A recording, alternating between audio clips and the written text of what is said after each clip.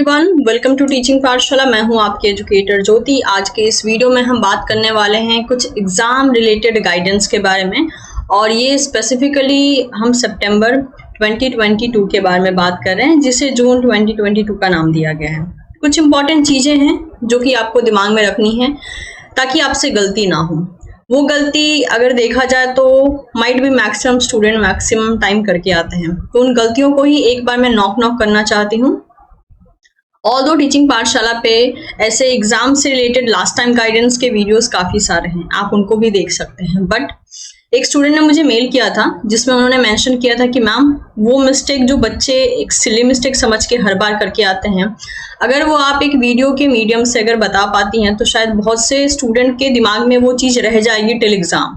तो शायद काफी बच्चों का एग्जाम जो है थोड़ा बहुत बेटर हो पाए।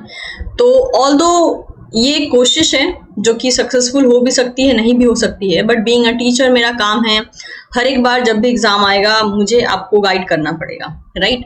तो इस वीडियो में हम उन्हीं छोटी छोटी चीजों को लेकर बात करेंगे, लेकिन वो छोटी चीजें फॉर श्योर काफी इंपॉर्टेंट हैं। वो आपके एग्जाम को खराब भी कर सकती हैं या तो अच्छी भी कर सकती हैं।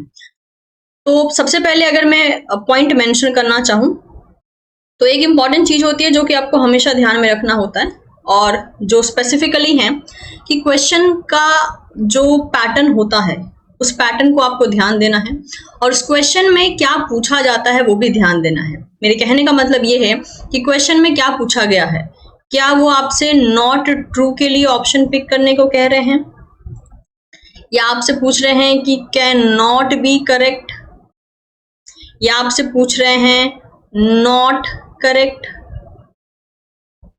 या आपसे पूछ रहे हैं कि पिक द इनकरेक्ट ऑप्शन, या उन्होंने आपसे पूछा है पिक द करेक्ट ऑप्शन। ये कुछ एक आध ऐसे कीवर्ड होते हैं जिसकी वजह से बच्चे अक्सर क्वेश्चन गलत कर देते हैं। मैक्सिमम क्वेश्चन में हमको लगता है कि शायद करेक्ट पूछा है, लेकिन ऐसा हर बार नहीं होता है। कभी बोला जाता है कि which of the following is not true.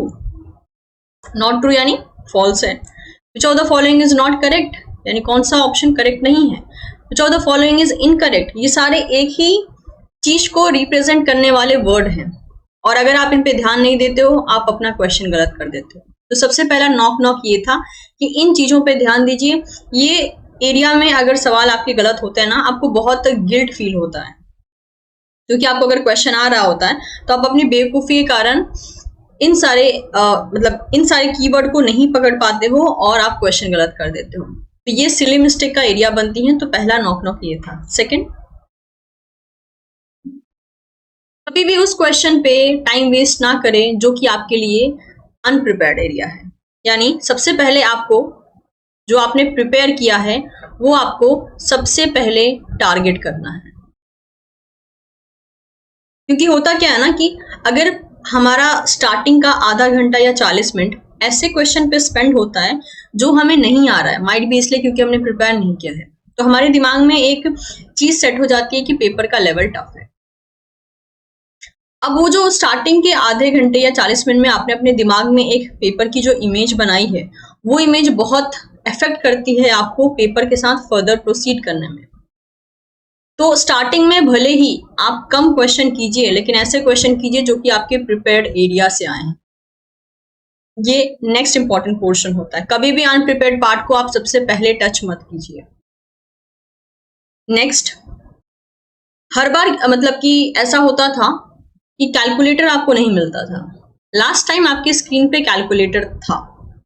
Expected है क्योंकि अभी सीबीटी का एग्जाम मोड हो गया है, यानी कंप्यूटर बेस्ड एग्जाम है, तो वी आर एक्सपेक्टिंग कि अब हर बार जो है कैलकुलेटर दिया जाएगा। लास्ट टाइम काफी बच्चे ऐसे थे जिनका कहना था कि मैम कैलकुलेटर दिया हुआ था, हमारा ध्यान नहीं गया कैलकुलेटर में, क्योंकि दिमाग में ये था कि सीएसआर कैलकुलेटर नहीं देता है। बट स्क्रीन पे कैलकुलेटर था, बट फिर भी हम उसको यूज नहीं कर पाए क्योंकि हमने ध्यान नहीं दिया। तो एक्सपेक्टेड है कि कैलकुलेटर शायद इस साइड में कहीं पे रहेगा, आप उसको यूज करके अपना कैलकुलेशन कर सकते हो और आप अपना टाइम सेव कर सकते हो। तो इस बात का भी आपको ध्यान रखना है। अगर आपको पता नहीं है कि साइंटिफिक कैलकुलेटर कैसे यूज किया जाता है, जैसे लॉग निकालना, एंटी लॉग निकालना, रूट निकालना, तो इस पे मेरी ऑलरेडी एक वीडियो अवेलेबल है टीचिंग पाठशाला पे, how to use the scientific calculator.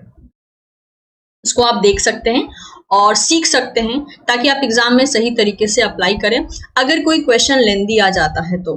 तीसरा नॉक नॉक ये है, क्योंकि अब आपके पास कैलकुलेटर आने लगा है स्क्रीन पे, तो एक्सपेक्टेड है कि पहले जो न्यूमेरिकल होते थे वो बहुत सीधे नंबरों वाले होते थे। अब एक्सपेक्टेड है कि उन नंबर को थोड़ा सा लेंदी कर दिया जा सकता है, क्योंकि जब कैलकुलेटर है तो क्या छोटा नंबर और क्या बड़ा नंबर सारे ही कैलकुलेट किए जा सकते हैं। लेकिन पहले क्योंकि कैलकुलेटर नहीं आता था, इसलिए कोशिश होती थी कि ऐसे न्यूमेरिकल में ऐसे वैल्यूज डाले जाएं जो कि इजीली जो है कैलकुलेट हो पाए। तो इसका एक ऑप्शन होता है। नेक्स्ट,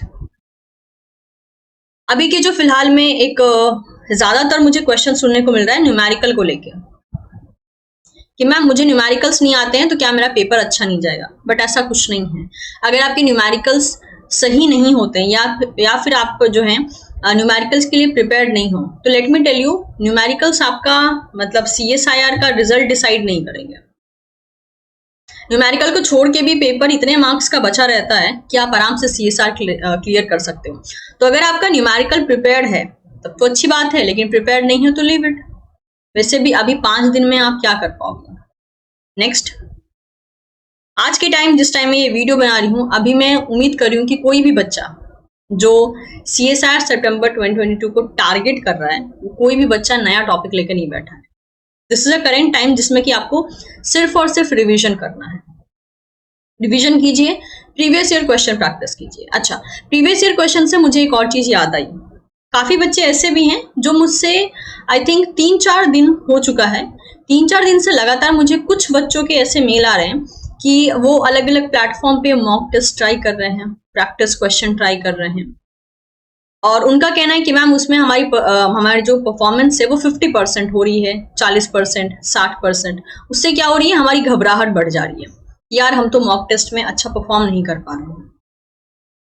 तो गाइस, 2 चीजें होती हैं। अगर आप कोई भी न्यू पोर्शन ट्राई करते हो, either it is in the form of a question, तो आप मेंटली प्रिपेयर रहिए ये चीज एक्सेप्ट करने के लिए कि वो क्वेश्चन CSIR नेट के कंप्लीटली लेवल का हो, ऐसा जरूरी नहीं होता है। फॉर एग्जाम्पल, मुझे अगर पेपर बनाने के लिए कहा जाए किसी प्रैक्टिस सेशन के लिए, मेरे पास जो बुक है, मैंने क्या किया, उस बुक को खोल के मैंने पेपर बनाना शुरू कर दिया। ऐसा भी हो सकता है कि मैं कुछ एक्स्ट्रा पोर्शन लेके उससे क्वेश्चन बनाऊं, और मैक्सिमम चांसेस है कि वो क्वेश्चन आप नहीं सॉल्व कर पाओ। तो अगर आप कहीं भी मॉक टेस्ट या प्रैक्टिस सेशन अटेंड कर रहे हो, सबसे पहले आपके कितने भी सवाल सही हो रहे हो या गलत हो रहे हो, उसको लेके दिमाग में एक आप पहले से ही जो है एक प्री ऑक्यूपाइड एक डिसीजन मत ले लीजिए कि आपसे एग्जाम में भी अच्छे से क्वेश्चन सॉल्व नहीं होंगे। एग्जाम का पेपर सेट करने वाला कोई और मतलब इंसान है जो एक अलग लेवल पे एग्जाम का पेपर सेट करेगा। अभी तक जितना मेरा एक्सपीरियंस कहता है, मैंने कोई भी अभी तक बुक ऐसी नहीं देखी है जिसमें CSIR नेट के लेवल के पेपर दिए हो। वो पेपर का लेवल सिर्फ CSIR ही मेंटेन करता है, उसके लेवल को अभी कोई भी बुक मैच नहीं कर पाई है। इसीलिए कोई भी पेपर या कोई भी मॉक टेस्ट पेपर अगर आप ट्राई करते हैं, आपसे मतलब मेरा यही रिक्वेस्ट है कि उसको सेल्फ इवैल्यूएशन के तौर पे मत लीजिए, उसको सिर्फ प्रैक्टिस के तौर पे लीजिए। और अगर आप ऐसा नहीं कर सकते हैं तो आप न्यू क्वेश्चन या मॉक टेस्ट मत लीजिए, सिंपल। अगर आप रिजल्ट को फेस नहीं कर सकते हैं पॉजिटिव तरीके से, तो फिर आप नया क्वेश्चन या नया मॉक टेस्ट आप अटेंड ही मत कीजिए। और अगर आप अटेंड कर रहे हैं तो जो भी चीजें गलत हो रही हैं, या तो उस गलत चीजों से सीख लीजिए कि हाँ ठीक है, इस क्वेश्चन में ये गलती हुई है, चलिए देख लेते हैं इस क्वेश्चन का कंसेप्ट क्या है।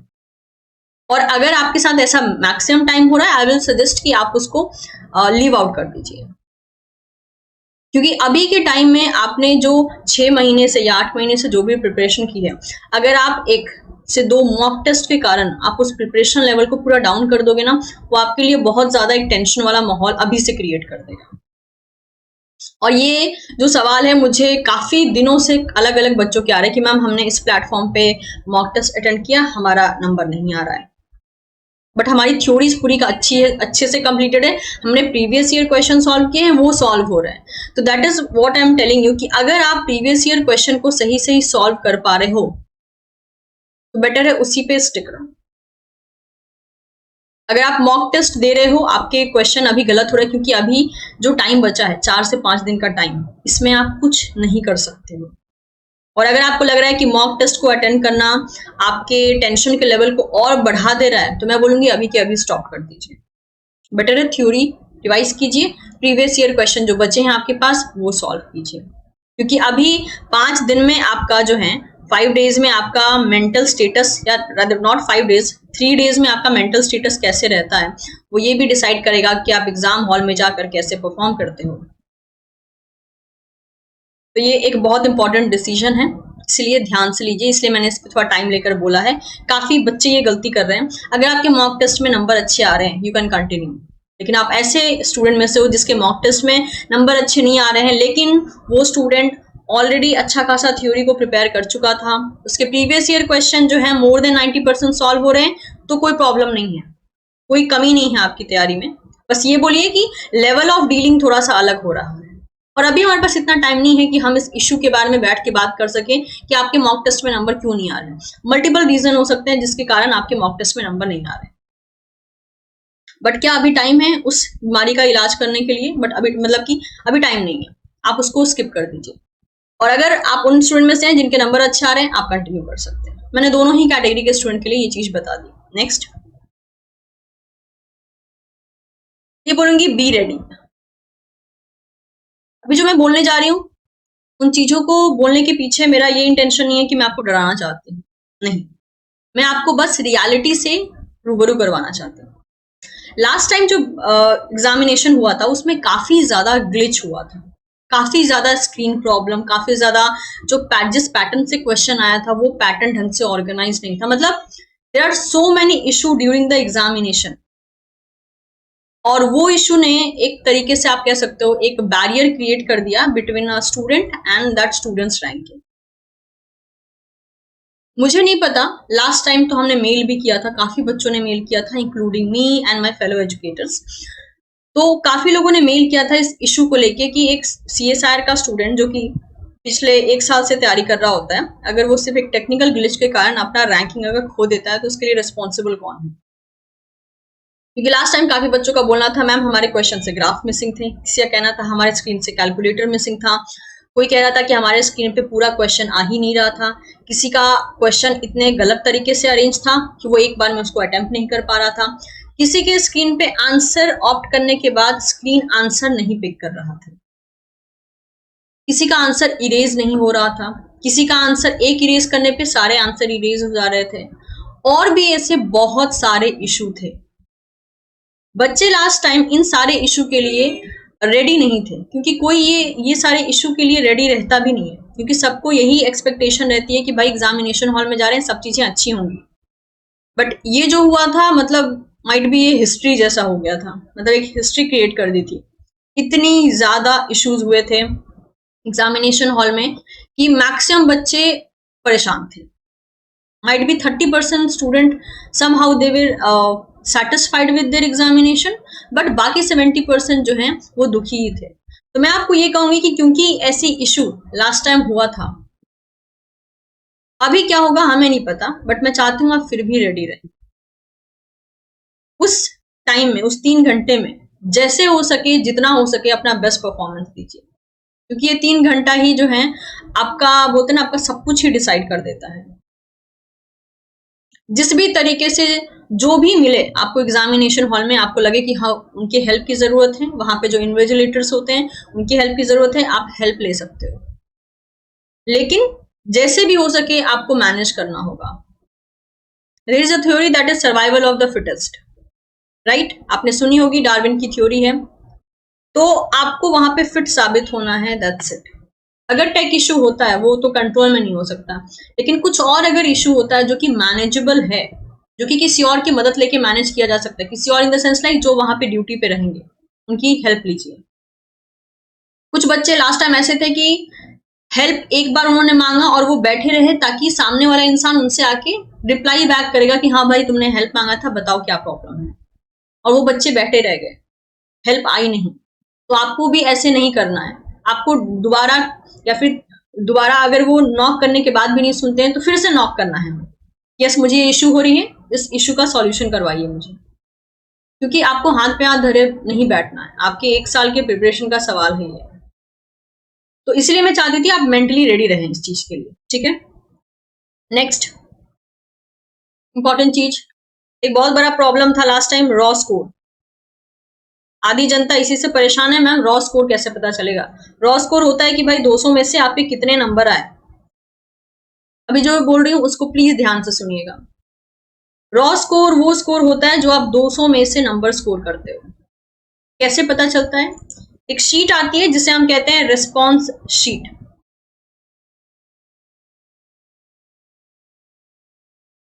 एग्जाम के कुछ दिन बाद ही ये पब्लिश कर दी जाती है।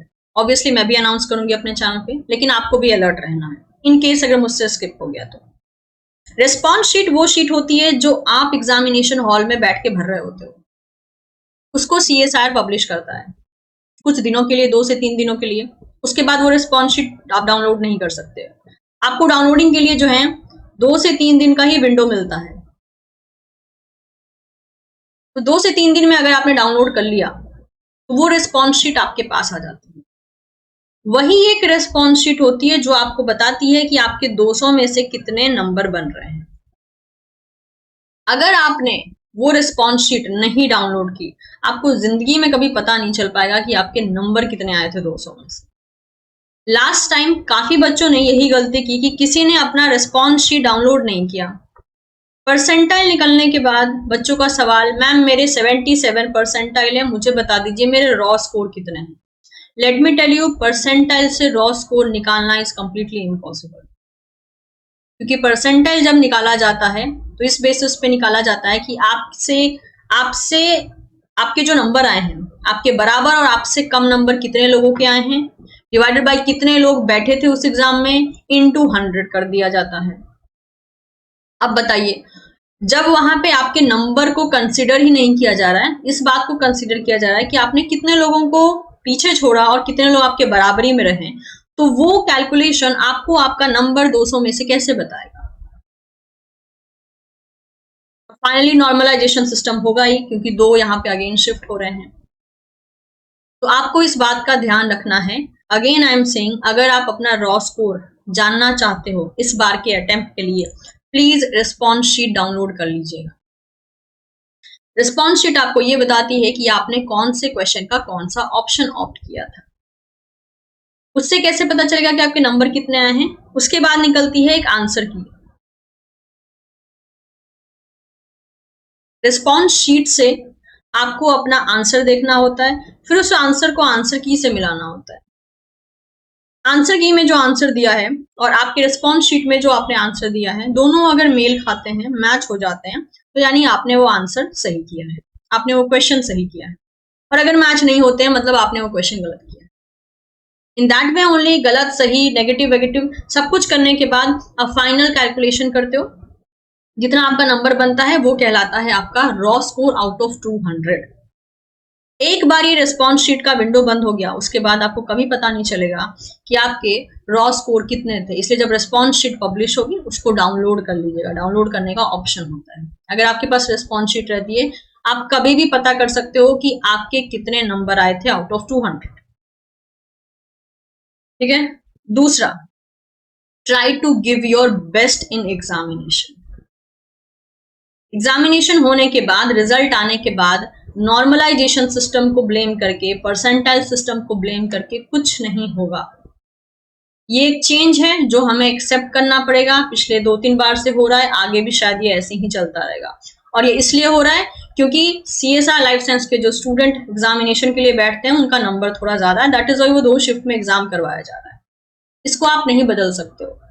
नॉर्मलाइजेशन सिस्टम को कंप्लेन करके या परसेंटाइल सिस्टम के ऊपर ब्लेम करके भी कुछ फायदा नहीं। बेटर है अपना बेस्ट परफॉर्मेंस दीजिए। अभी जो आपके हाथ में है वो है अपना बेस्ट परफॉर्मेंस देना, और जिन गलतियों के लिए मैं नॉक कर रही हूँ उन गलतियों को करने से बचना।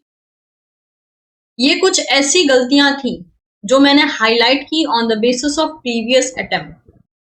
इसके अलावा कि आपको जो है एग्जामिनेशन में क्या करना चाहिए, कैसे क्वेश्चन आप सेलेक्ट करें, कैसे नहीं, इसके लिए मैं एक सेशन लेने वाली हूँ जो कि होने वाला है 14th ऑफ सितंबर को। अनअकैडमी के प्लेटफॉर्म पे फ्री सेशन लेने वाली हूँ, जिसमें मैं काफी कुछ एग्जामिनेशन के बारे में भी बात करूंगी, अटेम्प्ट के बारे में भी बात करूंगी। आप इंटरेस्टेड होते हैं तो आप वो सेशन बिल्कुल ज्वाइन कर सकते हैं। लेकिन इस पर्टिकुलर गाइडेंस सेशन में मेरा मेन मोटिव था, मैं उन गलतियों को करने से आपको रोकूं जो गलती हो सकता है आप एग्जामिनेशन हॉल में जाकर करो, जिसके चांसेस ज्यादा हैं। उम्मीद करती हूँ ये गाइडेंस आपके लिए यूजफुल रहा होगा। वीडियो काफी लंबी हो गई है, but I have tried my best कि मैं आपको बेस्ट तरीके से गाइडेंस दे पाऊं, ताकि मैक्स से मैक्स मेरे स्टूडेंट वो गलती ना करें जो कि मैक्सिमम स्टूडेंट करके चले आते। Thank you so much everyone. Video informative लगा हो तो इसे आप अपने दोस्तों के साथ जरूर शेयर करें, and of course don't forget to subscribe your own channel teaching Pathshala. मिलते हैं बहुत ही जल्द आपसे एक आने वाले नेक्स्ट वीडियो में। Thank you so much and all the very best for your examinations.